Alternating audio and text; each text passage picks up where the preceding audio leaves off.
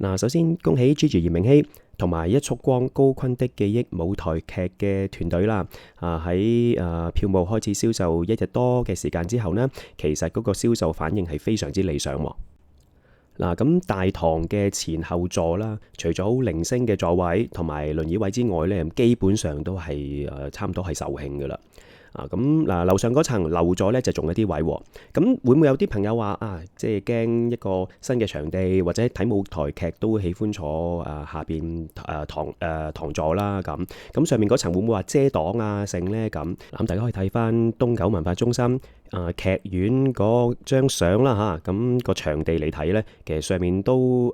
幾近個台前喎。咁我諗都應該唔會有啲咩遮擋啊咁所以咧應該都一樣會提供一個好好嘅觀賞體驗嘅。另外都好感恩啦，Gigi 炎明熹有呢個機會參與一束光高坤的記憶呢個舞台劇嘅演出因為係一個非常非常有意義嘅項目作為東九文化中心一個可以話啟用嘅頭炮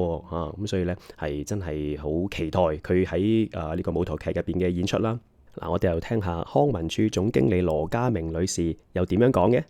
我哋東九文化中心咧，主要有5個嘅表演場地嘅，咁咧就由120位到1200位嘅。我哋東九文化中心咧，其實就係推廣藝術科技啦。咁所以我哋嘅5個表演場地裏面咧，都有先進嘅舞台設施嘅，例如有全方位嘅沉浸式嘅音響系統啦，有4K 嘅投影機啦，媒體嘅伺服器啦，專業嘅直播嘅系統啦，電腦燈嘅系統啦，咁我哋